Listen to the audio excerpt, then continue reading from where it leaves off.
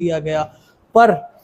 حیران کن داستان یہ ہے کہ ارادہ مسمم اور نیت اگر نیک ہو تو پھر کوئی نہ کوئی راستہ نکل ہی آتا ہے، اور یہ شخص اتنا محبوب الہی اس وقت قرار دیا جا رہا ہے کہ جیسے ہی اس کو جہاز میں بیٹھنے سے روک دیا گیا، جیسے ہی اس کے پاسپورٹ کو ریجیکٹ کر دیا گیا کہ آپ حج کے لیے نہیں جا سکتے،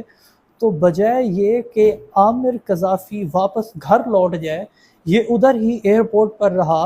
اور کہا کہ یہ ہو ہی نہیں سکتا کہ جہاز مجھے لے کر نہ جائے۔ جہاز نے جیسے ہی اڑان بھری تو کچھ ہی دیر کے بعد اطلاع موصول ہوئی کہ جہاز کے اندر فنی خرابی ہے،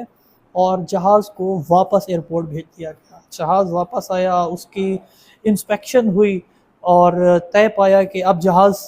اڑان بھرنے کے لیے ٹھیک ہے، اور اب یہ طائر حج کو، عازمین حج کو سعودیہ لے کر جائے گا۔